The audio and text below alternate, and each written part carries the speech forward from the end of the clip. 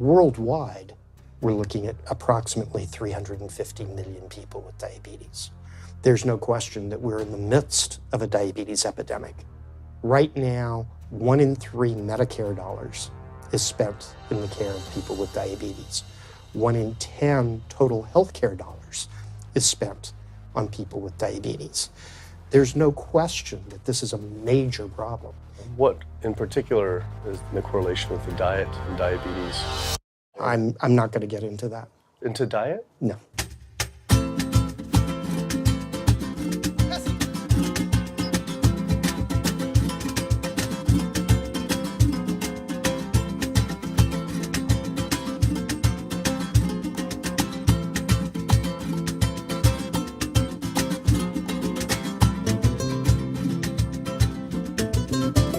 My name's Kip. I'm a filmmaker from San Francisco and I have a confession to make. I'm a recovering hypochondriac.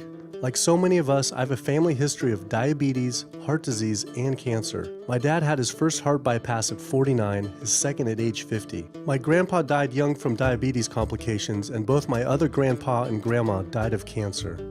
I was always paranoid that I would also get one of these diseases. Like any good hypochondriac, WebMD Symptoms Checker was essentially my browser's homepage. Even in my teens, I took Metamucil every day and a daily aspirin. I read all the latest self-diagnosis books, I ate every multivitamin I could get my hands on, and I was obsessed with bodily functions. I followed all the large health organizations' recommendations for preventing disease. I exercise regularly, don't smoke, don't drink soda, get enough sleep, reduce stress, and grew up eating what I thought was a healthy diet. Until... World Health Organization this morning has classified processed meat such as bacon and sausage as carcinogenic, directly involved in causing cancer in humans. Processed meat is clearly linked to an increase in cancer. Hot dogs or bacon could be just as dangerous as smoking cigarettes. The World Health Organization had looked at over 800 studies from 10 different countries, finding a direct link to consuming processed meat and cancer. Just one serving of deli meats daily increases your risks of colorectal cancer by 18%. I had no idea that what we ate affected cancer rates, but I never felt like I had eaten a lot of processed meats until I realized that processed meat includes hot dogs, bacon, sausage, salami, ham, pepperoni, cold cuts, and deli slices, basically everything I grew up eating. The World Health Organization classifies processed meat as a Group 1 carcinogen, the same group as cigarettes, asbestos, and plutonium, and classifies red meat as a Group 2 carcinogen. Was this like I had essentially been smoking my entire childhood? If processed meats are labeled the same as cigarettes, how is it even legal for kids to be eating this way? I thought this was new information, but many of these studies have been around for 50 years. I couldn't believe I'd been eating processed meats virtually my entire life and was just now finding out how dangerous they are. Why hadn't I been hearing about it from the American Cancer Society, the largest cancer group in the nation? When I went on their website, I was shocked to see that none of this information was featured on their homepage. But even more shocking, on their Eat Healthy page, they actually encouraged eating Group 1 carcinogenic foods like processed turkey and canned meats. This is after the World Health Organization reviewed over 800 studies definitively linking processed meat to cancer. Thank you for calling your American Cancer Society. My name is Sam. I'm a cancer information specialist. How may I help you today? Hi, I was calling because I was wondering why you all recommend people to eat processed meat on your website, which the World Health Organization has classified as a Group 1 carcinogen, which is in the same class as tobacco smoking, asbestos, and plutonium. This would be like a lung association having a how to roll your own cigarette section on their website. It's kind of the same thing. But let me just place you on a brief hold because He wasn't able to answer my questions and said someone would get back with me. I had always been concerned about cancer because both my grandma and grandpa died of cancer. I wondered if things would have been different had they known the link between diet and this terrible disease. In the US, 1 out of every 4 deaths is from cancer. Oh, sweet. American Cancer Society rep confirmed an interview this week. So we just went in for the interview with the American Cancer Society rep, and the security guard said there's no interview scheduled. So I went into my phone, and it turns out last night, after I told her that the interview is going to be about the correlation between diet and cancer, she said she could no longer do the interview. After repeated emails asking why she was declining my interview to simply talk about diet and cancer, she stopped responding altogether. Why would an American Cancer Society rep not want to talk about this? I was, however, able to connect with a growing movement of doctors who are willing to talk about the link between the standard American diet and disease. And it goes beyond just cancer. I took my old trusty van, Super Blue, once again out on the road. 2/3 of adults are now overweight or obese, and we have an epidemic cascade of debilitating disease that's overcoming the country. There's no way we can sustain the current style of care with the epidemic that we're creating with our diet and lifestyle choices. The diabetes, the arthritis, the heart disease, the dementia, the obesity, the cancers are affecting about 70% of deaths. All the data is that those 70% of deaths and morbidity are largely lifestyle related and preventable. Most kids by age 10 in the U.S. already have fatty streaks in their arteries, the first stage of atherosclerosis leading to heart attacks, strokes. Here in American medicine, we operate from the disease model. We are in the business of treating sick people. We are not in the business of trying to prevent people from becoming sick. When you look at chronic disease risk, all the things that we walk around worrying about, actually dietary choices trump smoking when it comes to those risks. If I could deliver one message to the researchers who are looking for the cause of diabetes and the cause of clogged arteries and the cause of high blood pressure and the cause of obesity, I would tell them the answer's in 3 words. It's the food. It's what Americans are eating. Today, with 2/3 of Americans being overweight, clearly there's a food issue. In the next 25 years, 1 out of every 3 Americans will have diabetes. My name's Michael Abdallah. I'm from Atlanta, Georgia, and unfortunately I was diagnosed about 10 years ago with diabetes, and 8 years ago I had 2 stents put in. I don't know where to go, I don't know what to do, you're just like out of options and you don't know what to do. You're taking medicine, you listen to this doctor, and the cardiologist says take this, and the endocrinologist says take that, then your general practitioner doctor says you don't know what's going on here, and it's a real challenging thing, and it's something that you don't want to get it. You just don't want to get it. Government and media almost exclusively blame lack of exercise and sugary foods as a cause of diabetes. But I wanted to talk with an actual expert on the role of diet and diabetes. I went to speak with premier physician, diabetes expert, and researcher, Dr. Neil Barnard. What role does sugar play in causing diabetes? It drives me crazy. Diabetes is not and never was caused by eating a high carbohydrate diet, and it's not caused by eating sugar. The cause of diabetes is a diet that builds up the amount of fat into the blood. I'm talking about a typical meat-based, animal-based diet. You can look into the muscle cells of the human body and you find that they're building up tiny particles of fat that's causing insulin resistance. What that means is the sugar that is naturally from the foods that you're eating can't get into the cells where it belongs. It builds up in the blood, and that's diabetes. I had never heard that meat was associated with causing diabetes. We had always been told that sugar or obesity caused it. Renowned weight loss bariatric surgeon Dr. Garth Davis, though, agreed. Everyone thinks that you get diabetic because of carbs. They did a huge study in that EPIC study, 500,000 people. Carbs consumption was inversely related with diabetes. In other words, the more carbs someone ate, the less diabetes they had. But meat was strongly correlated. Get that aha moment. The starches, the carbs are good for you. They're not bad for you. This idea that carbs make you fat is utterly ridiculous. Carbs cannot make you fat in and of themselves. We have storage in our muscles and in our liver for carbs called glycogen. So when we eat carbs, we either store it or we burn it. Now, eat fat, that goes straight to your fat. Your body can't turn those carbs into fat unless you're really overdoing the calories. Obesity, it's a death sentence. You're at much higher risk of getting cancer. You're almost certainly going to get diabetes. I mean, no one wants to fat shame, and we all want everybody to be comfortable with our bodies, but this movement to be comfortable with our bodies has made us comfortable with being sick, and that's a huge problem. I go into the hospital and I look around me, people on dialysis, all these sick people, and just about every disease in there is because of what people are eating. Here's the thing. If I eat a sugary cookie, The sugar lures you in like the Trojan horse, but waiting inside that cookie is a huge load of butter or shortening, and that's what fattens you up, and that's the part that leads to the diabetes. It's the fatty foods, not really so much the sugar. It's not that sugar is good for you. There's no nutrients in it. It's excess calories. But when you eat sugar, you don't get inflammation right away. When you eat sugar, you're not getting plaques forming in your vessels. When you're eating sugar, your body's going to store most of it as glycogen or burn it as calories. And so this focus on sugar has taken all the focus off meat, dairy, eggs, pork, turkey, chicken. People need to understand, if their child gets diabetes, you've just taken 19 years off their lifespan. We're talking life and death. I realized there was so much more about diet and disease that I hadn't ever learned. It felt as if this information had been practically withheld. Processed meat causes cancer. Sugar doesn't cause diabetes. I had doubt about the claims these doctors were making, so I did some searching on my own. Harvard researchers looked at 9 prospective studies finding that just one serving of processed meat per day increased risk of developing diabetes by 51%. The link between eating meat and developing diabetes became undeniable.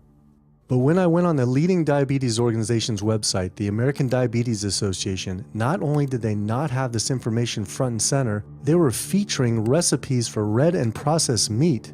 And on their recipes for healthy living, they had bacon-wrapped shrimp? What the hell? All right, send an email to American Diabetes Association, see if they'll get back to us. As destructive as diabetes is, it pales in comparison to heart disease. Over 17 million people die every year from cardiovascular disease. It is the leading cause of death around the world. Nearly 1 out of every 3 people will die from this disease. The amount of people who die from cardiovascular disease is the equivalent of 4 jumbo jets crashing every single hour, every single day, every single year. My name is Amy Resnick, and I'm from Swampscott, Massachusetts, a little bit north of Boston. And I recently went to my doctor for asthma because I had a very hard time breathing. And while there, she did some blood work, and one of the tests was C-reactive protein, and on a scale from there was a scale of 1 to 3, 1 being low for cardiac event, 3 being high for cardiac event, and my number was 10.82. What does that mean? That means I am on the road for a heart attack, and she said probably within the next 30 days. 30 days? 30 days, if I'm going the way I was going. I take this for my heart arrhythmia, take this for pain, oxycodone for pain, and lorazepam for stress, cyclobenzapine for a muscle relaxer, also take Topamax and Prozac, and I also use a CPAP machine to help me breathe, and my asthma has been so bad this past year, I use it during the day as well to get some air. I am tired when I wake up, I'm tired during the day, I take a nap, I'm still tired, I can't breathe, and I know I need to make a change for my health, or else I'm not going to be here for my family. When we speak of heart disease, I would say the role of alcohol is pretty small. The role of sugar is very small too. Smoking is big, but the good news is that most people have quit or never did smoke. The problem with animal-based diet, its contribution to heart disease is huge and it is pervasive. All this expensive imaging, procedures, bypasses, medication, none of which has one solitary single thing to do with the causation of the illness. So you die of a completely benign, foodborne illness that never had its causation treated. When we eat these kind of dead meat bacteria toxins, within minutes, you get this burst of inflammation within your system such that you basically paralyze your arteries. You get this stiffening of the arteries, their inability to relax normally in half. So it's not like decades down the road eating unhealthy, there'll be some damage. No, we're talking damage right then and there within minutes of it going into our mouth. Many people are given the diagnosis of Alzheimer's disease when it's not true Alzheimer's at all. The vast majority of people suffer dementia due to their tiny blood vessels in their brain clogging up up and their nerve cells being shortchanged of oxygenated blood. And guess where that blood vessel dementia comes from? Those little tiny arteries are clogging up from that steady stream of fat, cholesterol, etc. It's really quite clear from the standpoint of cancer and the standpoint of cardiovascular disease that animal protein plays an enormous role. Is chicken better? It's a question of whether you want to be shot or hung. The flesh food that I would eliminate from the American diet would be poultry, would be turkey and chicken. A brilliant advertising campaign has convinced people that, oh, it's white meat, it's healthier. The leading source of sodium in the American diet for adult is chicken. It can be labeled all natural chicken, but be injected with this salt water, I think up to 800 milligrams of sodium. Heterocyclic amines are clear-cut carcinogens, and they can form in any kind of meat as it's heated, as it's cooked. But by far the biggest source is chicken. We sent researchers into fast food and family restaurants. Not only were there carcinogens in every single restaurant, but we found them in every single chicken sample that we took. If somebody brings their family in and they're buying a bucket of chicken, nobody tells them that there are carcinogens. If you're selling carcinogens to people, you've got to warn them that they're in there. But the American Cancer Society encourages people to switch from red and processed meat to chicken. Why would the American Cancer Society tell people to switch from eating one carcinogenic food to another when a Harvard University study showed that men with prostate cancer who eat large amounts of chicken increase their risk of the disease progressing 4 times? The number one dietary source in America of cholesterol is chicken because of the volume of chicken. You know, chicken's become grilled chicken and organic chicken. It's machismo, but it has nearly as much cholesterol per gram as red beef. So just on sheer volume, it's the number one source. Yeah, eggs being close behind. I'd never really thought about eggs much. I just thought of them as a standard part of a healthy diet. But then I found a study suggesting that eating just 1 egg a day can be as bad as smoking 5 cigarettes per day for life expectancy. The yolk of a hen's egg is the most concentrated glom of saturated fat and cholesterol. It is made to run a baby chicken for 21 days with no outside energy. It is pure fat and cholesterol. And when we put that into our bloodstream, it coats our red blood cells. Our blood gets thicker and more viscous. It changes our hormone levels. It raises our cholesterol levels. There's nothing healthy about eating the yolk of the egg. But I thought cholesterol and saturated fat wasn't an issue anymore. You know, these saturated fat studies that have come out trying to vindicate saturated fat, this is a campaign by the dairy industry, right? Number one source of saturated fat is dairy. It's not meat. 2008, the global dairy industry got together at a meeting and explicitly, read their agenda, was to neutralize the negative impact of milk fat by regulators and medical professionals, unquote. So what did? They funded studies. The main study that started the whole saturated fat media craze was funded by the National Dairy Council. The egg industry similarly funds studies that confuse consumers by making claims that eggs don't negatively affect heart function. That is, only when compared to eating a McDonald's sausage McMuffin? So what they're really saying is that eating eggs is just as bad as eating a McMuffin. When you eat foods like beef or steak or a processed meat, a hot dog, you're not just getting saturated fat. You're also getting other additional toxins that are in that food. There's heme iron, carcinogens, processing chemicals. This is all a lot more complicated than just looking at saturated fat. You know, the strategy is not on making their products any safer. The strategy is to just try to confuse the public, to introduce doubt. You know, there's a famous tobacco industry memo. It's called "Doubt is Our Product." That's all they had to do. They didn't have to convince Americans that smoking was healthy, right? They just had to introduce doubt. Then they would win. If there's just enough controversy, people kind of throw up their hands, I don't know what to eat. Confusion is their game. I really don't think people thought what they ate led to heart disease. They think, oh, it's genetic, my parents had it. And I don't think people really think that what they ate led to diabetes. I think, oh, my parents had it, I was gonna get it. And certainly cancer, they don't think that way. People have bad lifestyles that they've inherited environmentally. They've been exposed to a certain way of eating and living that they've carried on into their adulthood, passed on to their children. That is why they go on to develop the same diseases that their parents and grandparents may have had before them. But it is not inevitable. Even if you have a genetic predisposition, doesn't mean it's going to necessarily manifest. And what determines whether it manifests or not may be those epigenetic variables, the things that you can control, the environmental factors, the dietary factors, the lifestyle factors. So we can actually change the expression of genes, tumor-suppressing genes, tumor-activating genes, by what we eat, what we put into our body. So, you know, even if you've been dealt a bad genetic deck, you can still reshuffle it with diet. I had always thought that I would develop heart disease at a young age because both my dad and grandpa had heart attacks. I was taught that they were genetic, but their heart attacks probably had less to do with genes and more to do with their diets high in meat. That's why when I went on the American Heart Association's Heart Healthy Recipes page, I could not believe they had an entire section on beef recipes. This was just like the American Cancer Society encouraging eating Group 1 carcinogens on their site. Meatloaf, pork loin, steak on your recipe list? Are you kidding me? It's like this menu is trying to give people heart attacks. Your website, we noticed Heart Healthy Recipes, and we were kind of bewildered by why there's a bunch of recipes on, a whole section on beef recipes, and there's also a section on egg recipes when there's such a strong link between beef, red meat, and heart disease. I honestly don't know because I don't do that, I guess. That's not what I do. Another organization rep that wasn't able to answer my questions, but he said that he'd have someone get in touch shortly. I was, however, able to talk to the president of the American College of Cardiology, Dr. Kim Williams. So the American College of Cardiology is a 47,000 member and growing organization with a dedicated mission to reduce heart disease and to improve patients' lives. And if you look at the incidence of hypertension and diabetes and mortality in men, they actually get reduced as you go higher and higher in terms of how much you restrict animal products.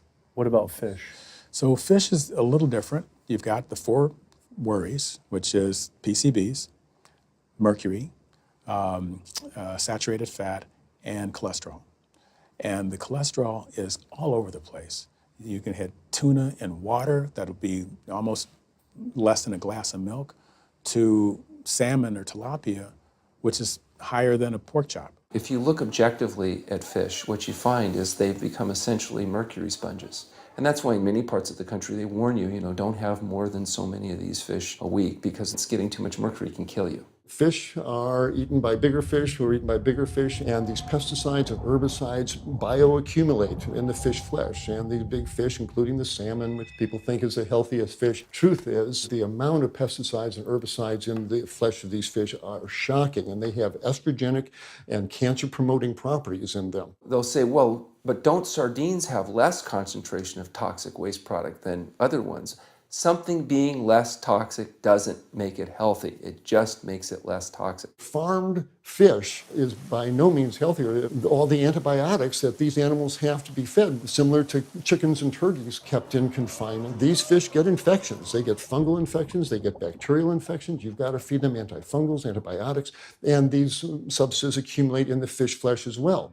I always knew that pollution was bad for our health, but I had never thought about the environmental pollutants affecting food. Dioxins, being the most toxic man-made chemicals known to science, cause all sorts of things. They cause endometriosis, they cause cancers, they cause endocrine disruption problems. Most of your exposure, 93% of it, comes from eating meat and dairy products because it climbs up in the food chain so effectively. So you can get exposed living near these incinerators and breathing it, but it'll take you 14 years to breathe in as much dioxin as a cow will ingest by eating the grass in one day. And that dioxin will accumulate in its fat, which includes the milk and the meat, and anyone eating meat or dairy products is going to get that dose of dioxin, so it climbs up the food chain every step. Men have no way in their bodies to get rid of dioxins, but women have 2 ways. They're both involving having a baby. One is that dioxin crosses the placenta into the growing infant, and the other is that it comes out from the breast milk. So if you have a meat and dairy consuming mother breastfeeding that infant, then the highest impacts of toxic exposure like mercury and dioxins will go to that infant. Pregnant women are told, oh, certain types of fish should be avoided. But what about all these other animal products which are introducing, imagine as the fetus is developing, introducing these very harmful toxins which create reproductive abnormalities, developmental problems, and hormonal issues right as the child is developing, the most critical stage of development. It does make you worry when people say, don't you want to have a little bit of milk because you're pregnant? Don't you want to have some fish because you're pregnant? Who do you think is going to get the chemicals that are in that? All these environmental toxins and toxins from the feed that they're being fed accumulate in their tissues and are released into the mother and unfortunately to the child when you eat these products when you're pregnant.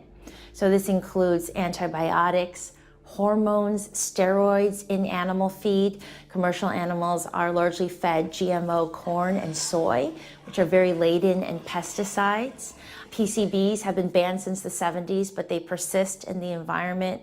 Dioxins, all of these compounds can create hormonal, reproductive, developmental damage as well. Eating organic beef, poultry, pork, or fish will not help you avoid contaminants like mercury, like dioxins, like strontium-90, because they fall out over all sorts of farm fields and water bodies, and they don't skip over the organic fields. And so really the contaminants are coming in regardless of how these animals are raised.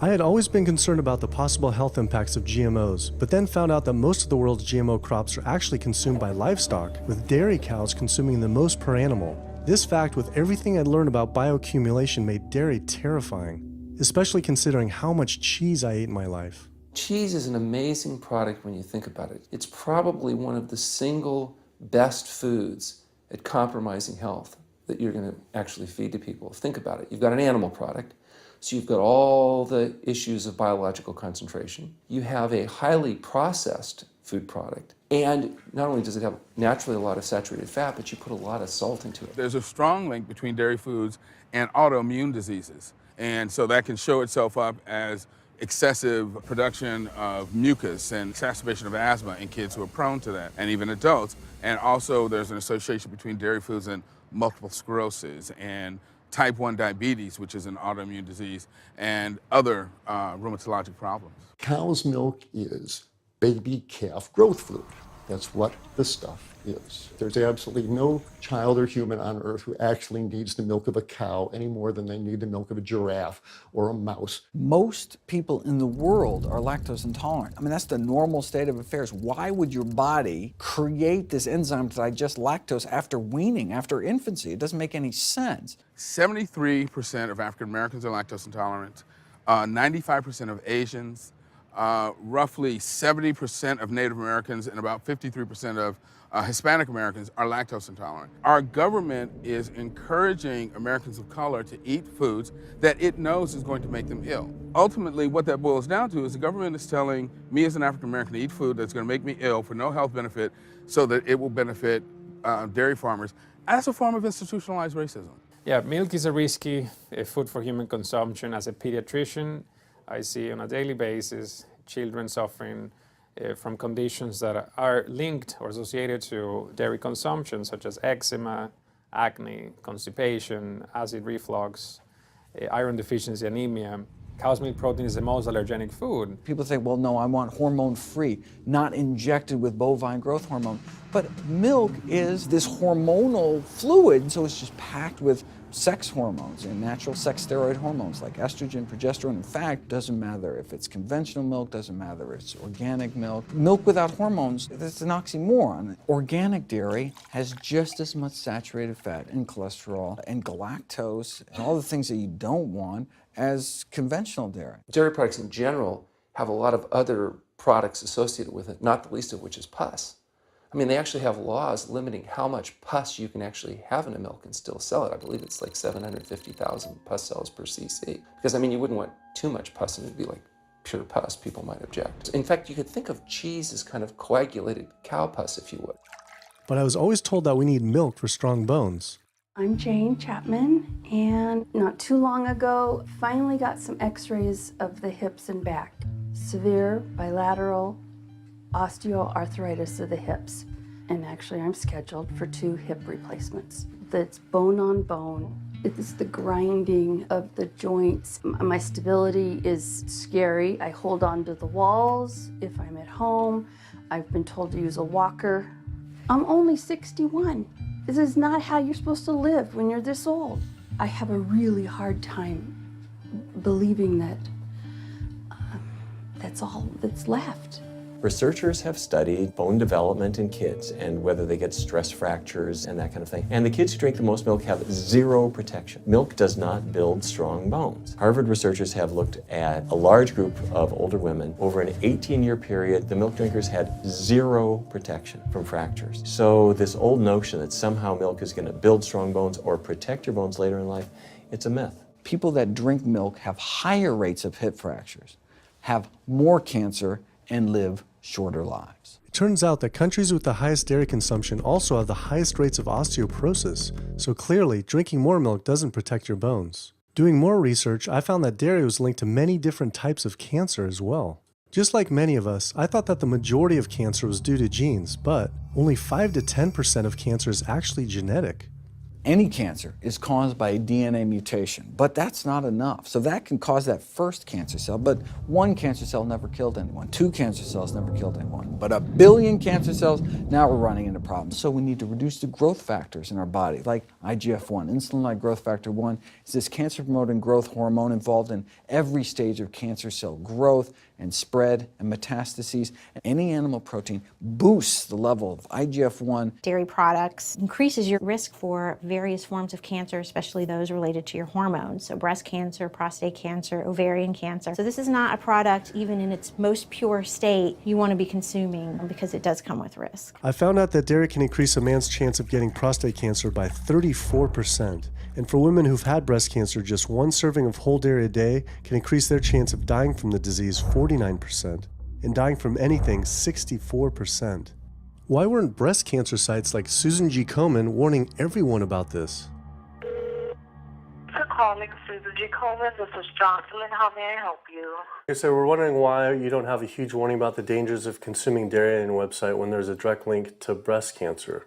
There was a study published in the Journal of the National Cancer Institute that found out women consuming dairy who has had breast cancer increases their risk of dying of breast cancer 49%. I was wondering why it's not on your website.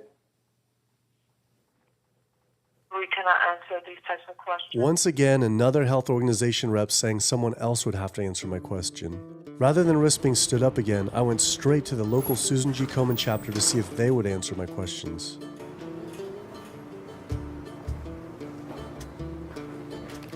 They didn't want to answer my questions in person either, and told us to stop filming, but promised they would connect me to the national office directly. Susan G. Komen's Pink Ribbon campaign had done a lot to raise awareness for breast cancer, although it was confusing to see pink ribbons on dairy yogurt containers. Breast cancer can be prevented with a healthy diet and lifestyle, but we're not. We're talking about pink ribbons and putting all the money into research for the cure. I, for one, know that I would want my daughter, my mother, me, I want to focus on not getting to that point, and that's where I would like to see more energy and effort put. I had been a hardcore cheeseaholic virtually my entire life, despite the risks, but like so many others, I seem to have been addicted to it. It turns out that the casein protein, that's the main protein in dairy products, and particularly in cheese, it breaks apart in the human digestion to create what are called casomorphins, casein-derived morphine-like compounds that go to the brain and they attach to the very same receptor that heroin attaches to. Don't get me wrong, they're not as strong as that, but they are strong enough to make you come back again and again and again, despite the fact that you're gaining weight, you're more unhealthy than you've ever been, but that cheese just calls out to people. Casomorphin may play a role in SIDS, and sudden infant death syndrome, may play a role in autism. This is one of the reasons why we don't want infants drinking milk from cows. Human breast milk has 2.7 grams of casein per liter, compared to 26 grams per liter for cow's milk. That's practically 10 times more. No wonder it's so addictive. This talk about addiction made me think about all the drugs animals are fed. I went to the headquarters of the Center for Food and Safety, the nation's leading FDA government watchdog group, to see how concerned we need to be about drugs in our food. So that we know of, there are at least 450 different drugs that are administered to animals, either alone or in combination. These drugs are given to animals for a variety of reasons, very, very few of which are actually beneficial to consumer health. We've got drug companies that work real hard to make sure they can sell lots of drugs to people raising cows, pigs, and chickens. The pharmaceutical industry sells 80% of all the antibiotics that it makes in the United States to animal agriculture. Antibiotic residues are found in meat, other antimicrobials are found in meat, there has been ractopamine found in meat, there's been hormones found in meat. So right there you're talking about 4 different drugs. It could be, in the same piece of meat.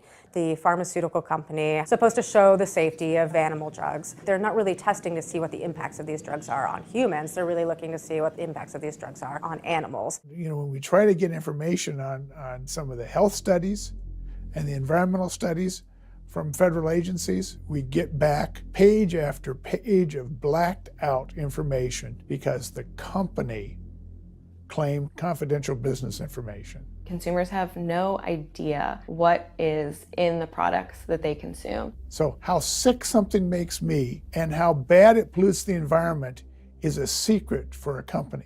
In the animal agriculture industry, as in the tobacco industry, these companies really have a vested interest in making sure that the public doesn't have information about their effects and what risks are really posed to consuming them. Have this system where animals are living in their own waste, they're living next to animals that are sick or even dead, and they're stuck in cages with these animals. The bacteria tends to spread, so that the pathogens that are being created in these filthy conditions are breeding resistance to antibiotics, and the public are becoming exposed to those. We already have people dying from salmonella and other things that you eat. We're having about 3,000 people die every year in the United States. That's more than the number of people that were killed in 9/11 in the Twin Towers in New York. If we had some terrorist organization killing 3,000 people a year, we would be all over it. The antibiotic-resistant bacteria deaths that we have, on top of that, you get 20,000 people dying a year. That's 7 9/11s every year. Can you imagine if that many people were being killed by some terrorist group in the United States every year? We would find them. You know, the World Health Organization has said we're nearing a post-antibiotic era in medicine. You'll be at risk in minor surgeries to have a fatal infection. You'll be at risk going to the dentist if you have a tooth extracted. Or it'll be like Civil War medicine. You get an infection in your leg and you cut your leg off. So you have this very dangerous situation. By crowding these animals in, they become a perfect engine for generating a new flu virus that can come out into the community. If you lived near a swine spray field, not even the CAFO, but the waste disposal field, you were 3 times more likely to have a MRSA infection. You can't see how it impacts the average person's life in Duplin County, North Carolina, and not be a little upset about it. From an environmental standpoint, from a community standpoint, from all other aspects, North Carolina, we're in a state of emergency. We've already had bouts of swine flu, or H1N1 as they prefer to refer to it. That particular swine flu incident was originated on a farm here in North Carolina. There's approximately the same number of hogs in North Carolina as there are people. Between 8 to 10 times the amount of feces is produced by a hog, an adult hog, as compared to an adult human. 10 million pigs in North Carolina produce the waste equal to 100 million humans. This is the equivalent of the entire U.S. Eastern Seaboard flushing their toilets into North Carolina, but there is no waste treatment. The pigs' waste falls through slats in the floors of the sheds they are forced to live in. It is then pumped into giant waste pits, which leach into rivers and streams, and is pumped out unfiltered onto fields, further polluting the environment and neighboring health. When you go back and you look at where these hog facilities are located, there's a disproportionate number of them that are located near communities of color, low-income communities. It is definitely a human rights issue. My sister, she have asthma, and you know, her brother, he have asthma. He's 3, and we don't know what she might have. I have asthma, I have sinus, I have sarcoidosis, that's the bacteria, and I have a pacemaker, which is 6 sinus syndrome. But you know, mostly everybody in this neighborhood got asthma or either cancer. My neighbor there died from cancer probably just last year. My nephew down the street, he's got cancer. He's in terminal cancer, stage 4. Not a smoker, not a drinker. And it's not in his lungs. It's in his lymph nodes. But see, if you live here and saw the way they do, you wouldn't eat no pork. Well, I don't eat bacon because I know where it comes from. When they die, they go into a box and they decompose because they swell especially from heat. A truck come and pick them up, take them to the processing plant in Rose Hill, ground them up into feed, and feed it back to the hogs. If I come out this door, if he's spraying there, it's gonna come in my face. It hit you right in the face. It smells like something that you have never smelled before. It smells worse than a dead body. It's the family graveyard. I have my grandmother out there, my sisters, my brothers. When we go to the funeral, he used to spray. During the funeral? During the funeral, yes, during the funeral. Yeah, he spray. And when the people come, everybody be closing their nose up, saying how it stink. They can want to have a cookout on Sunday, he'll spray. Do you think he does it on purpose? I think so, because he just sprays Sunday. He always sprays Sunday. And in most of these area, hog houses and turkey house, is in the black area or the Hispanic area. It's either or. Do you think it's also a civil rights issue? Yes, yes, I do. Yes, I do.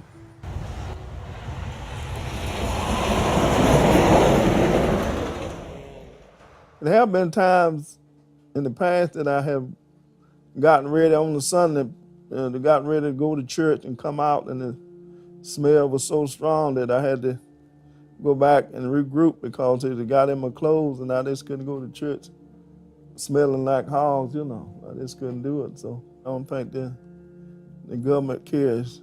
They care more about cooperation than do people, individuals.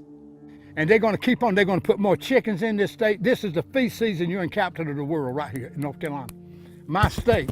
Look, there's a blue line stream right here come into my property almost, and the Contentment Creek right here.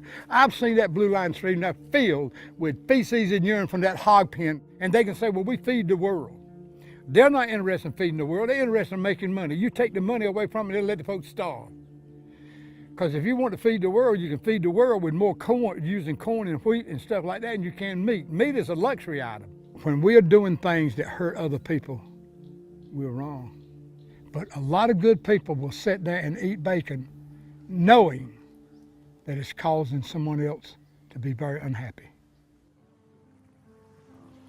I woke up the next morning to find the Burden River had experienced another massive fish kill from the pollution running off hog farms.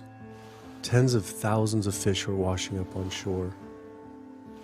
All this talk about health, I realized that I was only focused on personal health. But health started to mean so much more to me. It was about health of my family and our communities. I couldn't under good conscience support an industry that I knew was harming others. Pollution from animal agriculture isn't just an issue in North Carolina, though. Raising animals for food produces more greenhouse gases than the entire transportation sector. It is a leading cause of rainforest destruction, species extinction, ocean dead zones, and freshwater consumption.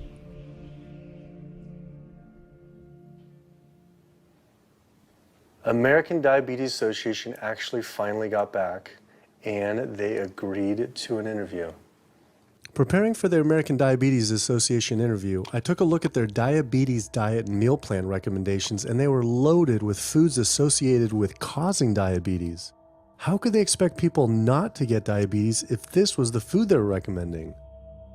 And then I saw multiple peer-reviewed studies published on the National Institute of Health website showing that a low-fat, plant-based diet was more than twice as powerful at controlling and even reversing diabetes than the ADA recommended diet that included meat and dairy.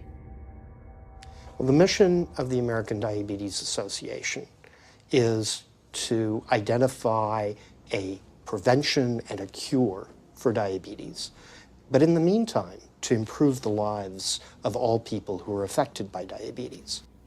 And what's the best way to prevent this? For type 2 diabetes, it's unclear. We can't prevent type 2 diabetes in everybody.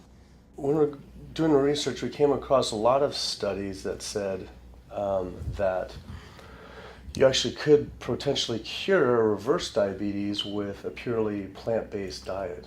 I don't believe there's sufficient evidence to demonstrate that. How does it compare to the ADA diet that you recommend? We don't recommend a specific diet. We recommend healthy eating. The one that's on the website. We recommend healthy eating. Do you have a whole list of exact day-to-day, the meal plan, the whole meal plan? All they are selections of foods to consider. We do not have a diabetes diet. But with that selections, that you consider that plan compared to a plant-based plan? No one's done that study. We found actually some studies, that a 74-week study found that low-fat vegan diet versus the ADA plan in type 2 I diabetes. think we're done here. I'm not going to get into an argument about. Oh no, I was just wondering the studies of if this is true or if it shows that. Any diet works. Any diet works if people follow it.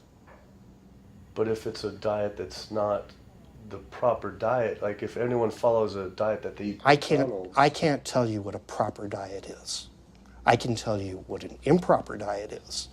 So then we can talk about the good diets. I'm not sure why. I'm not going to get into that. Into diet? No. Why not? If that's where you want to go with this, I'm sorry, I'm not the person that you should be talking to. And why is that though? If that's what you want to get into, I'm not the person you need to be talking to. Who do we talk to about diet? You can talk to anybody you want. But that's interesting though. Why not recommend a diet? Because the data don't exist to support it. But if we see data that we looked up that supports it with, like, you know, the NIH, in Europe, the European Association of Study. We're done.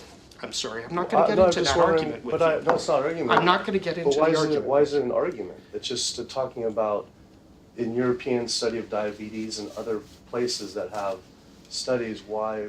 There are lots of studies. Why is it even an argument? There are lots of studies in the literature, many of which have never been replicated or, frankly, are wrong. That's why we do peer review, okay? The European Association of Study of Diabetes has been peer reviewed? Or I don't know what study you're referring to, and in the absence of being able to see that study, I'm not going to comment. I could show it to you. I'm sorry, I don't have the time for that. I just don't understand why it's an argument, though. Okay.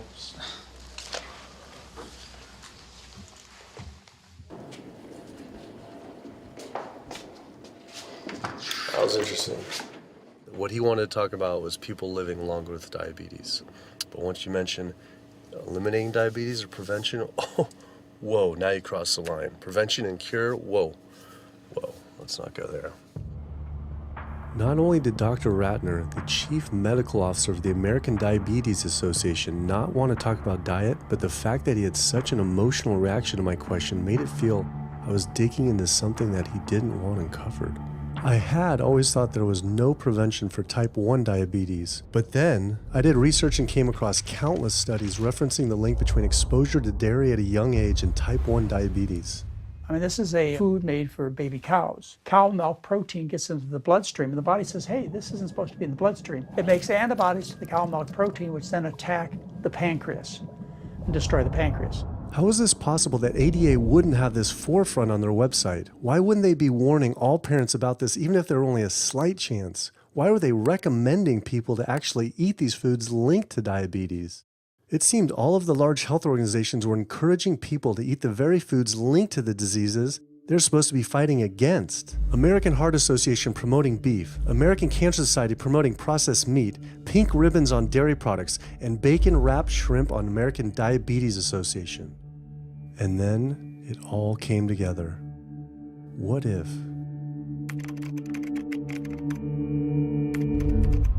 And there it was. The American Diabetes Association was taking money from Dannon, one of the world's largest dairy yogurt producers, Kraft Foods, makers of Velveeta processed cheese, Oscar Mayer processed meats, Lunchables processed kids meals, and Bumblebee Foods, makers of processed canned meats. American Cancer Society was taking money from Tyson, one of the world's largest meat producers, and Yum Brand, owner of Pizza Hut, KFC, and Taco Bell. Susan G. Komen was supposed to be fighting breast cancer, was corporate partnering with KFC, Dietz Watson Processed Meats, and Yoplait Yogurt. And the American Heart Association was probably the most disturbing of all, taking hundreds of thousands of dollars from the beef industry, poultry, and dairy producers, and millions from fast food and processed food manufacturers.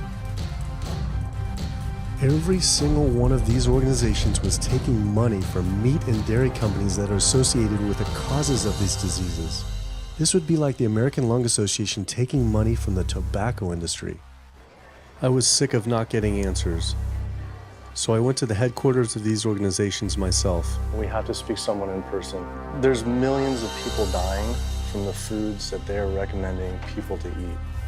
I wanted to find out why Susan G. Komen had accepted $35 million from Yoplait when their products can increase a woman's chance of dying from breast cancer 49%. And ask American Cancer Society if taking money from KFC and Tyson was the reason they promote eating meat.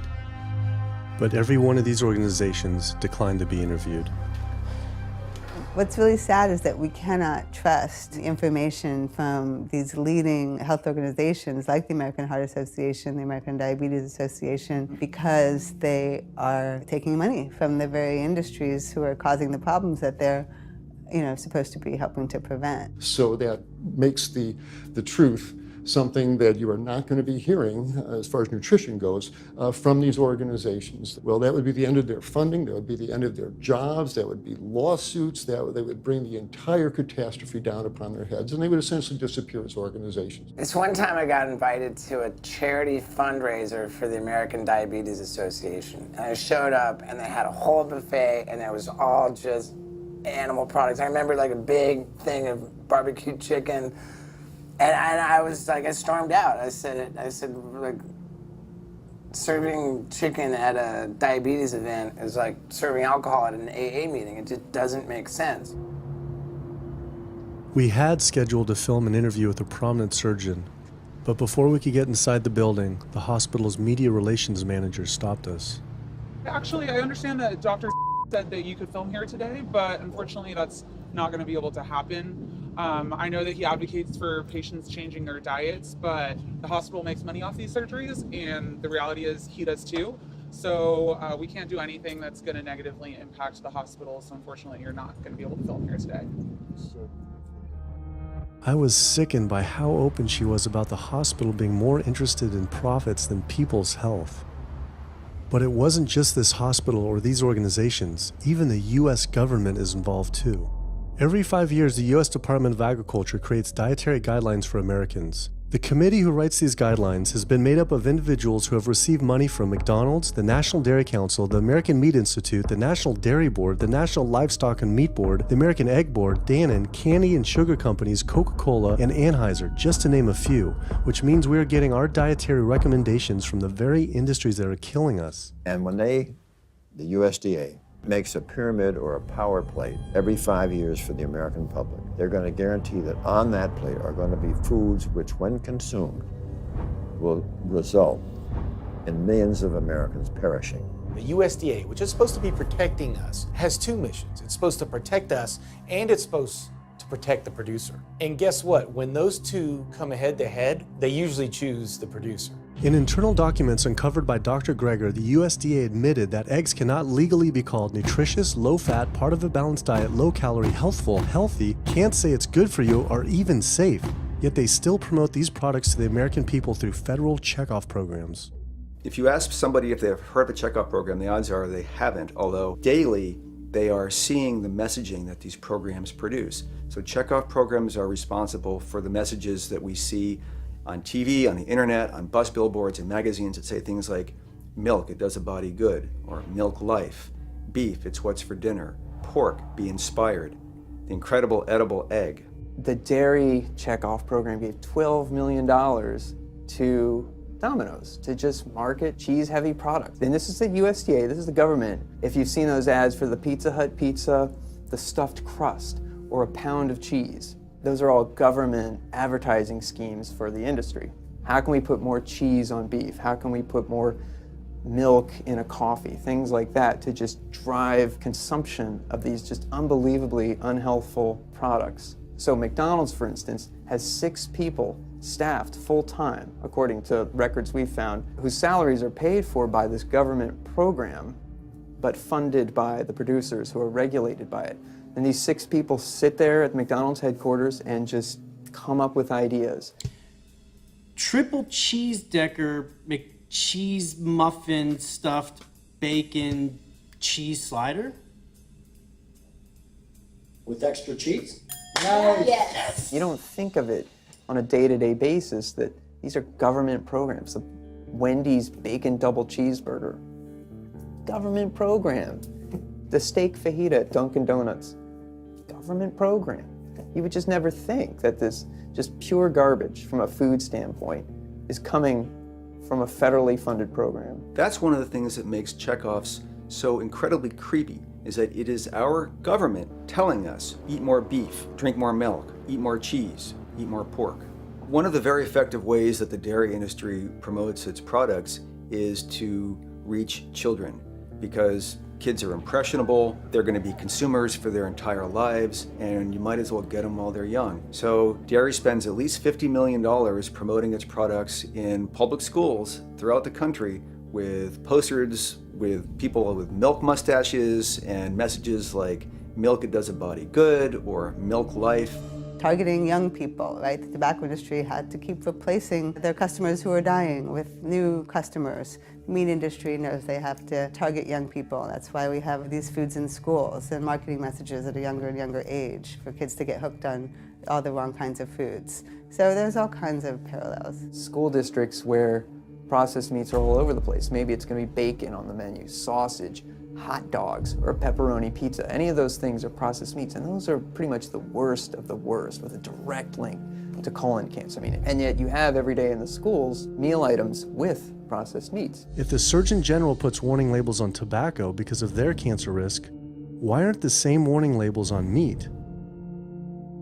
Based on the publicly available data, we know they spend at least $557 million promoting their goods through checkoff programs. We know that they spend at least $138 million lobbying Congress. We expect that they spend a good deal more than that in figures that simply aren't publicly disclosed. The industry's lobbying power is so strong that they can create laws and push through legislation that doesn't benefit Americans in any way, such as ag-gag laws that criminalize whistleblowing or photographing abuses by this industry. Activists in the U.S. can be charged as terrorists for disrupting the profits of any business that uses animals under the Animal Enterprise Terrorism Act, to the even more ridiculous ones like cheeseburger laws.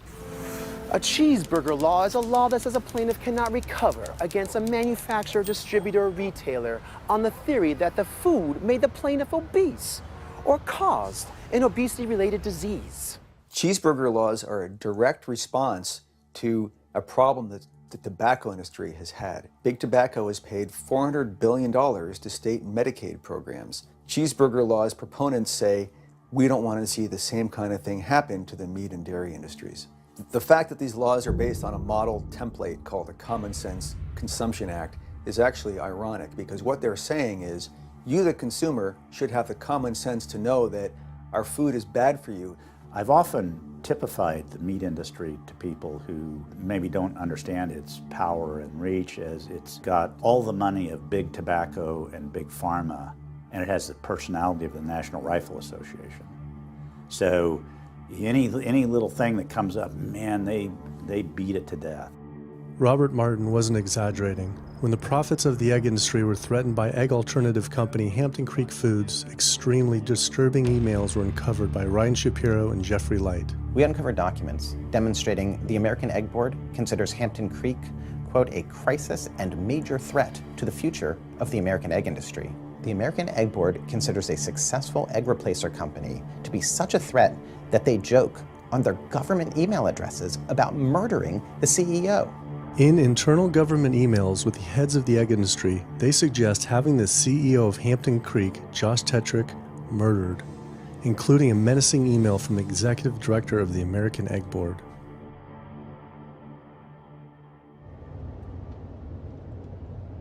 The meat producers don't have to pay for the heart disease or the environmental destruction or any of the other externalities, as economists call them, that their products cause. You know, then there's the whole pharmaceutical aspect of it, and the fact that there's a very strong pharmaceutical industry and lobby that has a huge stake in preserving the status quo. And these chronic diseases, these are the cash cows of the pharmaceutical industry. You have a $5 billion stent industry. Do they ever want to see that go away? We've got a $35 billion statin drug industry. Do they ever want to see that go away? I'm talking about the pharmaceutical industry effectively controls what doctors are told. Most research isn't put into prevention, it's put into the medication that we might use for that particular disease. I'm on 2 different high blood pressure medicines, 6 asthma type medicines, even after 4 years of shots. And then another medicine to help take care of side effects from some of those medicines. I'm on high-level antidepressants, a couple of different pain meds for my back and hips. I'm taking about 16 drugs, not counting the insulin in the morning. I take insulin in the morning, insulin at night, 32 to 34 units of insulin. Lantus to be exact. Some of these meds are for diabetes. This is for peeing. I have to use this for my prostate, and then I have to use this for the heart, and I have to use this for blood pressure. And it's just on and on and on and on. The doctors are telling me this is what I've got to do for my whole life, and it's frustrating, and it's very stressful, and I don't know how long my liver's going to last taking all this stuff. Under conventional medical treatment, whether it be for autoimmune disease or even conditions like high blood pressure or diabetes, you're told that you have to take drugs, and not just for a week or a month or a year. You're told you have to take drugs forever. You're guaranteed that if you follow your doctor's advice, you'll be sick forever. You'll never get well. That's the guarantee.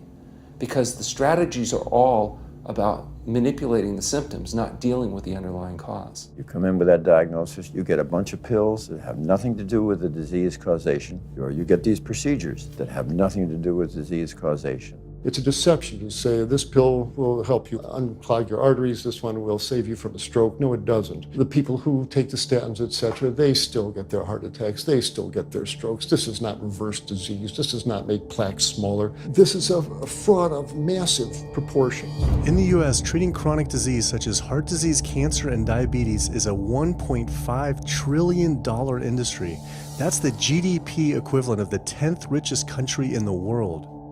I went back and dug deeper into the health organizations' funding, and there it was again. These organizations were accepting millions of dollars from pharmaceutical companies that are making billions of dollars from the very same diseases these health groups are supposedly trying to end. It seemed like a major conflict of interest, unless ending these diseases isn't really the goal. The pharmaceutical industry spends more money on lobbying than any other single industry. Just like animal agriculture, they are so powerful they write their own laws that have had activists imprisoned to silence them. Government's in bed with anyone that gives them the most money, which is the pharmaceutical industry, which is the animal ag industries. Like, they are pumping the government full of money and resources, and in return the government's giving them what they want: subsidies, imprisoning activists that go against them. And I think it's quite telling that these industries are working so hard and spending so much money to criminalize people for simply taking a picture, for simply recording what's going on inside of these facilities and making it known to the public. They're behind walls, they're underground, they're in these secret facilities that no one knows about. But if they did, they would be shocked and outraged. And I think people would not want to think that their pharmaceuticals, that their food are coming from these places. And that's why I think the ag laws are what they are, is because they are trying to silence people into not speaking out and not showing the truth. I finally realized how deep the collusion truly is between government and these industries, and how dangerous it could be to expose them. These concerns intensified after meeting the USDA whistleblower who revealed mad cow disease in the US meat supply. USDA operates like the military. So when I got on TV and that, right away USDA sent out memos to all the veterinarians and food inspectors. If anybody from the media ever contacts you, do not talk to them. Refer them to Washington, D.C., and we will talk to them. So right away, shut up everybody. American public should be very concerned about this, what's going on with USDA. Here in the United States, we have at least 4 cases of mad cow disease, but I'm almost positive there's more cases than that, but the government isn't looking for it. So what you're saying is that there could be already mad cow disease in humans. Right, and I think a lot of it was misdiagnosed. With the Alzheimer's or dementia, it takes several years, you see the progression, but to make it easier, these doctors just sign off on it as dementia or Alzheimer's without actually taking a biopsy of the brain to see if it's that, or is it actually a prion disease like Creutzfeldt-Jakob disease or mad cow disease. Do you think it's safe to eat meat? I personally don't think it's safe to eat it because of the fact how the line speeds are increasing, and also our inspectors are not well trained enough. At the present time, the line speed now is going about 220 cows an hour. That gives you about somewhere around 4 cows per minute, so that's 15 seconds per cow. These dangerous slaughter speeds means that animal waste ends up everywhere. Testing shows 88% of pork chops are contaminated with fecal bacteria, 90% of ground beef, and 95% of chicken breast sample contain animal waste bacteria. There is nothing clean about eating this way. But it just isn't waste, it's also pus-filled infections.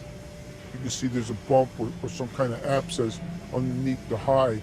Most of the time when the hide's pulled off, Either that will open up the abscess and the pus will come out, or if it's deep-seated, when the inspectors are doing their work or the company employees, they might stick their knife into an abscess and it explodes all over the place. I had heard enough. I was utterly disgusted by the corruption, the greed, the disease, and the abuse I was learning about. The very animals we were killing us and the planet. But so many people eat meat and dairy every day of their lives, and we are so concerned about getting enough protein. Do we have to eat meat to get complete protein? Oh my God. You want me to jump off this building, don't you? Well, first of all protein is made by plants. I'll state that again for the record. All protein is initially made by plants, all of it. And it is not necessary to eat animal tissue in order to get protein. Only plants have the ability to actually take nitrogen from the air, break those molecules apart, and incorporate that nitrogen into amino acids and then make protein. Any protein you get from an animal is simply recycled plant protein. If you ate a diet that was calorically adequate, and even things like brown rice and broccoli, and you got enough of it, you'd get enough both quantity and quality of protein. 2,000 calories of brown rice and broccoli is going to be about 80 grams of protein a day, including the essential amino acids that you need in order to maintain optimum health. I mean, grains are loaded with protein. Beans are loaded with protein. Vegetables are loaded with protein. You really want to get your protein from plants because plant proteins have a much more beneficial effect on our physiology. The funny thing about protein is most Americans get about twice the amount they need. Most Americans get less than half the amount of fiber they need. But the conversation tends to always be about protein. So in my mind, it's just this magical marketing campaign that protein has taken on over the decades. The question is not where do you get your protein, it's where do you get your fiber? I have never in my professional career seen a protein deficiency. I've never seen someone come in eating normal amounts of calories and they're protein deficient. You just don't see that. So human milk has the lowest protein content ever in any species ever tested. So it's like the perfect food for human babies, right? Perfect food, lowest protein content any other mammal. And so it gives a sense of kind of protein requirements for anything. So look, then rat milk, ape milk, donkey milk, any milk has ever been tested. You hear this a lot in bodybuilders. They're like, well, I need, chicken, or I need fish to be, to be strong, to build muscle tissue. That is utter nonsense. The largest, strongest terrestrial animals on the planet are all herbivores. The biggest, strongest animals are all herbivores. When we bring in people and they're on meaty diets and we transition them to a plant-based diet, we always track what they're eating. Their vitamin intake goes up. Their nutrition overall goes up, dramatically better.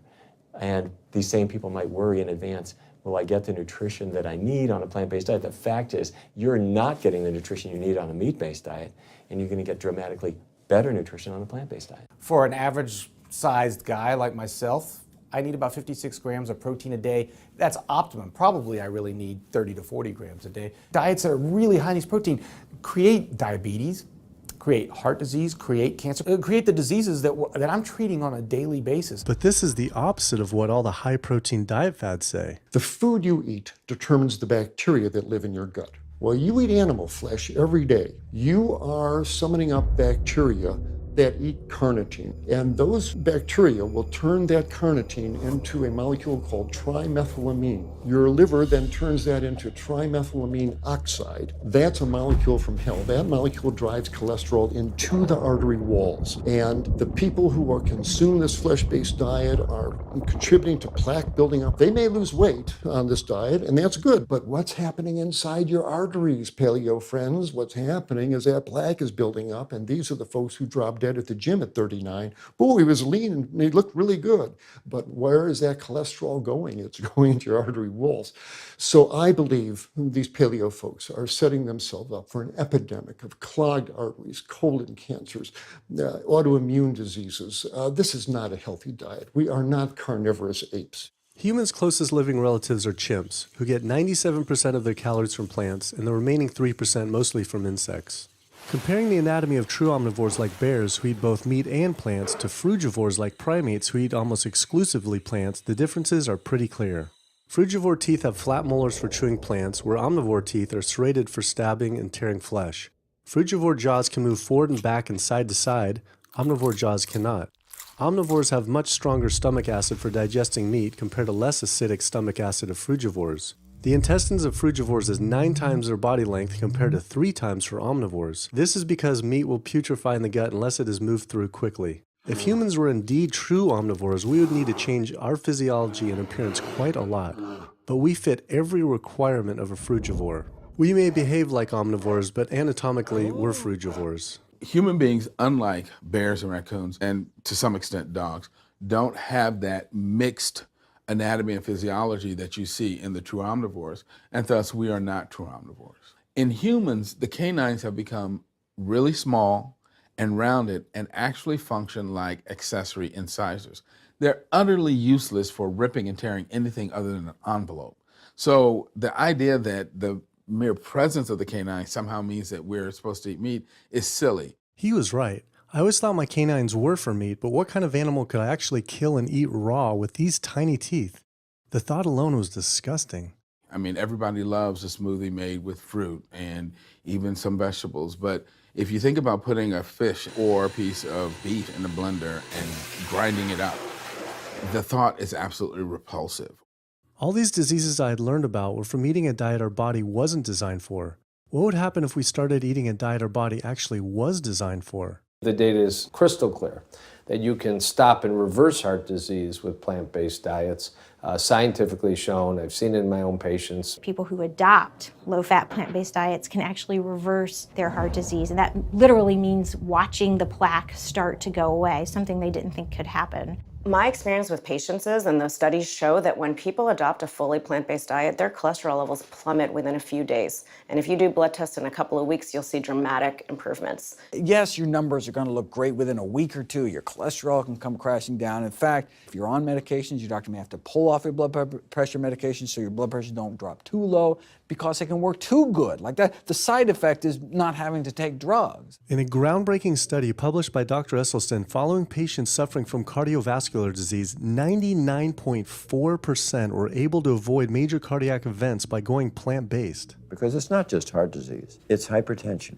it's diabetes, it's strokes, it's heart attacks, it's several of the autoimmune diseases, lupus, asthma, GERD, osteoporosis. I mean, there's a multitude of diseases, even rheumatoid arthritis. It can be so dramatic when you see these poor souls with just absolutely crippled with rheumatoid arthritis go plant-based, then they come off their medication. I wanted to follow up with Jane Chapman, who had been suffering from severe osteoarthritis, and I could not believe what I saw after only a few weeks of fasting and changing her diet.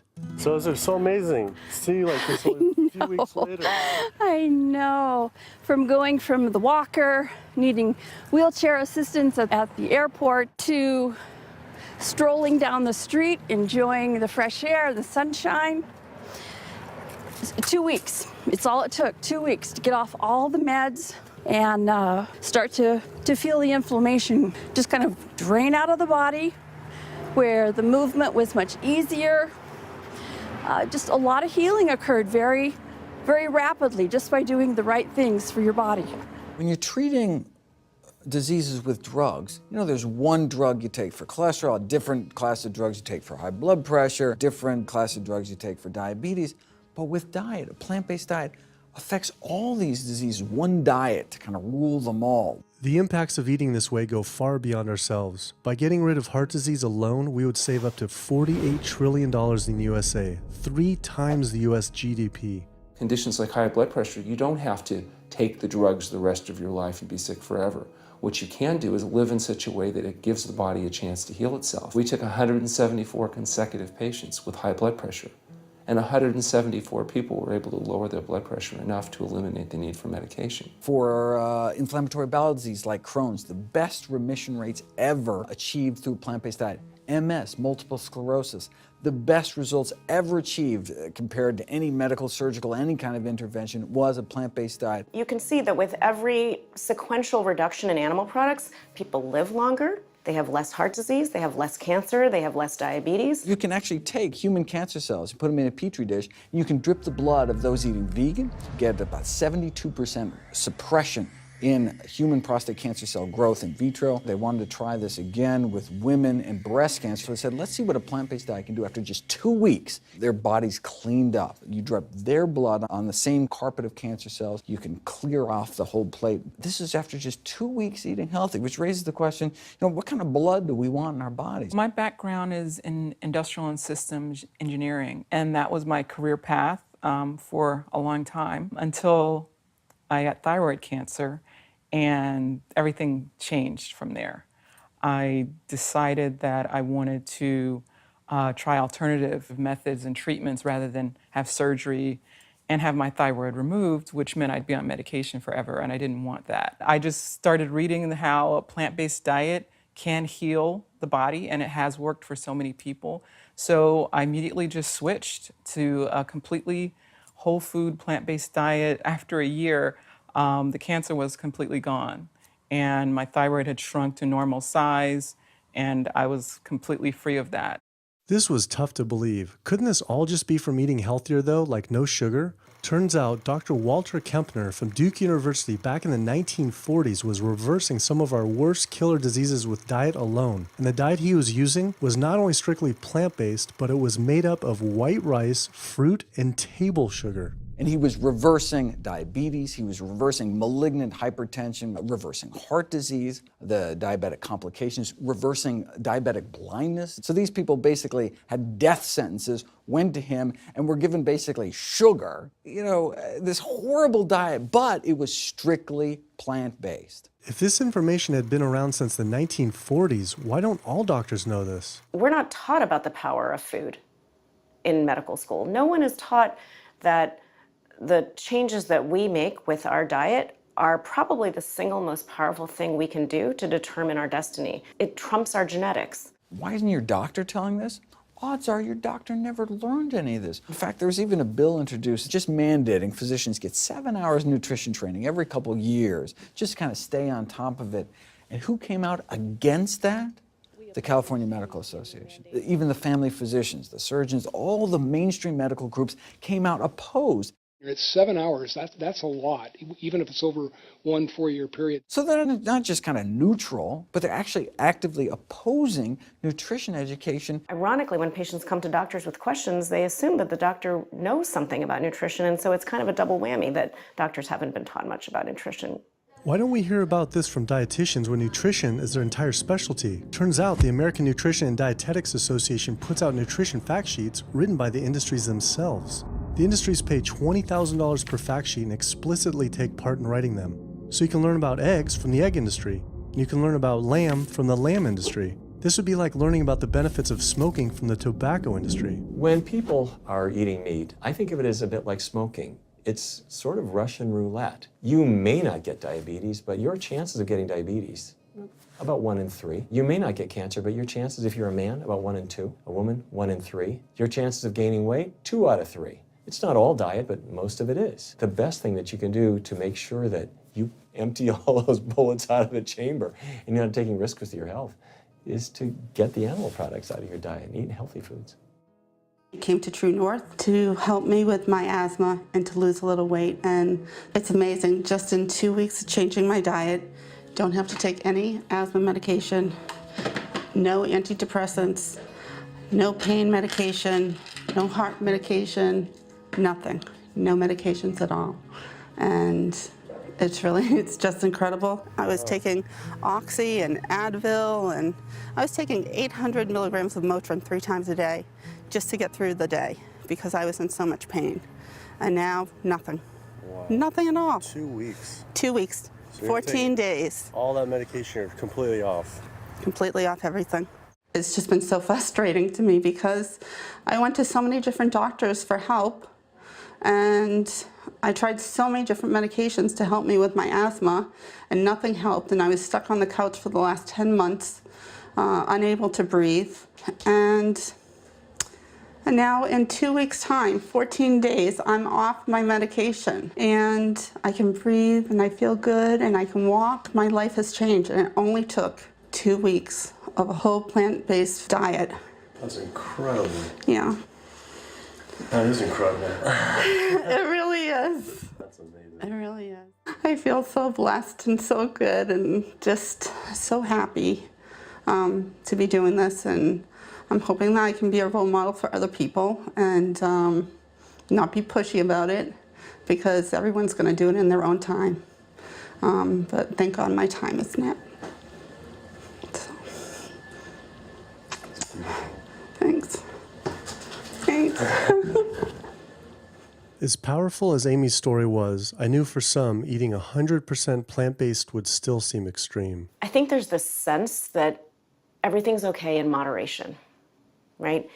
But we haven't seen that moderation works. There really isn't a study that shows that by eating meat and eggs in moderation, you can actually turn your heart disease around and get better. But I know people who've given up meat and they felt sick. Yeah, it's unlikely that anybody's symptoms are caused by a dead, decaying flesh deficiency. The lack of highly processed animal food products in the diet is not going to be associated with the causal factor about why they're sick. There is going to be a reason why they're not feeling well, but that's not going to be one of them. So I've had people go vegan and they come back to me and they're like, I'm hypothyroid and my doctor says I'm hypothyroid because plant-based diet makes you hypothyroid. I'm like, so what does your doctor tell all his meat eaters that are hypothyroid? Boy, what's an animal flesh or dairy that you can't get in plant-based? Cholesterol, heterocyclic amines, E. coli. You know, if you think about it, there is nothing in an animal-based diet that you can't get in healthier form somewhere else. The only other vitamin is vitamin B12. It's not made by plants, not made by animals either, made by little microbes that blanket the earth. So because the way we live in our sanitized world, unless you're eating bacteria-contaminated foods, we need to get a source of B12 from somewhere. And so the healthiest, cheapest, safest source is to get a vitamin B12 fortified food or vitamin B12 supplement, not to get it from meat and dairy. What about people who say they have to eat meat for their blood type or their genes?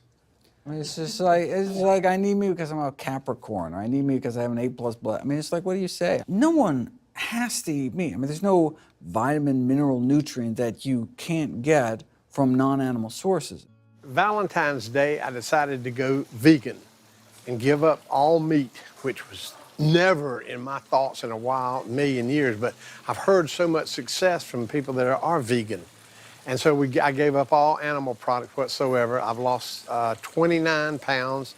I've been able to cut my meds in half. I've been able to cut my insulin in half. And now I'm going for the moon. I'm going to cut it all out. In the last 6 weeks, we've just had 3 grandchildren. And my ugly face is going to be around to see them graduate from high school and college. I'm going to be here. My mission is to let everybody know you do not have to suffer from diabetes and cancer and heart disease because someone in your family had it or because the doctors are telling you this is what's going to happen. You can take charge of your health and have a positive outcome just like I did. The reason I'm so committed to this is, my grandmother had diabetes and I didn't know what I know now about healing the body. And if I did, I feel like she could have lived at least a few years longer. And so it's in her honor that I do what I do. Because I could save someone else's grandmother, aunt, uncle, father from that, So I'm excited about getting the message out there. There's a common belief that eating plant-based is expensive. Not at all. It can be done in a very inexpensive way where you buy foods that are in season and you shop in the bulk bins, and that saves a lot of money. You can eliminate a lot of your expenses on your grocery bill by not buying meat and dairy because those things are expensive. Our meal plan for a family of 4 is $25 per person in the family. 2064 is your total. 2064, whoa. That's for an entire week of food. Really? An exploding movement of elite athletes are utilizing vegan diets to heal injuries, speed recovery times, and enhance their performance. Before I was vegan, I was only bench pressing 315 like 5 times. Then after going vegan, I was doing 400, 425, 465, and I was like, oh my God, this is amazing. I'm vegan and I'm bench pressing 465 pounds. This is ridiculous. And as soon as I went vegan, tendonitis started disappearing. My strength in my right arm started coming back. High blood pressure was going down. You can't be strong and be dying on the inside. That's not strong. That's weak. That's really weak because yeah, you look big and strong on the outside. Yeah, big man. No, but your heart's crying for help on the inside. You're dying. I'm a professional parkour athlete, a two-time world freerunning champion, and more recently I got into Ninja Warrior where I'm captain of Team Europe as we won USA versus the world. For something like Ninja Warrior and parkour specifically, you really need to have a good strength to body weight ratio. So I was carrying mass that I really didn't need. And when I went vegan, I lost 15, 20 pounds. I was more agile, I was more efficient, more stamina in my body. Just that extra bit of pop that I didn't have before, it just gave me that extra strength. So this is a very vibrant way to live. It can enhance you as an athlete. For me, 100% better athlete than I was before. It unlocked a whole new chapter of my training. The science is there, the health is there, the athletes are there proving that you don't need to eat dead animals to be strong, to be healthy. I started working out when I was 47 years old. All the muscles you see, I gained as vegan. I gained 15 pounds of muscles on my body, eating all plant-based vegan foods. All the aches and pains in my body, it just went away. Because I'm not ingesting so many inflaming foods, the acidic foods that animal products are. Gorillas, rhinos, and elephants, they all get their muscles and strength from eating plants. That's what I do. I travel all around the world for my surfing, and I've always been able to eat vegan. I feel like if you want something, you can make it happen. I just don't make any excuses. I would never not be vegan now that I know all the benefits and now that I know how it feels to be vegan. Every aspect of my life has been improved by adopting this lifestyle. I feel better, I perform better athletically, I sleep better, my energy with my kids is better, my focus at work is better, everything is better. My skin cleared up, kept myself trim for 9 years now doing this. All I can tell you is that I felt and I continue to feel better than I ever felt before. My friend Jason Lester and I were the first people to do this challenge called Epic 5, which entailed doing 5 Ironmans on 5 Hawaiian islands in under a week. An Ironman is a 2.4-mile swim followed by a 112-mile bike and then running a marathon, 26.2 miles after that. So we did 5 of those in a row on 5 different islands in a little under a week. Yeah. You almost die? Yeah. Did you die? So I guess the famous question, where did you get your protein in there? From plants. Like so many people, I was looking for excuses not to change my diet. But once I finally did, I felt liberated. Within days, I could feel the blood running through my veins with a new vitality. Within weeks, I felt a transformation throughout my entire body and mind. Not only could I survive on a purely plant-based vegan diet, I could thrive. I felt amazing. I competed in my first marathon in 6 years, training half the amount and beat my personal record by 23 minutes. Less than a month later, I did my first full Ironman. Although I could possibly get away with eating a little bit of meat and dairy without ill effects to my personal health, I could no longer willingly support an industry I knew was causing so much suffering to communities, families, and all life on the planet. A whole new world opened up. I felt whole again, connected to a greater sense of what true health is, and where true health doesn't end with me, but begins with us. If people adopted a plant-based diet, the changes we would see in our individual health, in our national health situation, and in this physical environmental world we live in would be so profound. I mean, today, you can say, I'm not going to eat that stuff anymore. It's one thing that I can do myself personally to make a difference. It will give you a greater sense of well-being and happiness when you know that, one, you're not destroying your health every time you sit down to eat, you're not promoting cruelty, and you're not damaging the earth. I don't want my gains to be at the detriment of the planet of other things. And yet, I'm not weaker, I'm stronger. That's the beauty of it. When you're altruistic, when you make choices for the greater good of others, it comes around, benefits me as well. It benefits us all. Studies show that we can not only survive, but we can thrive. I just feel this is a great way to live, not harming other beings when we can be healthy and happier. I love it.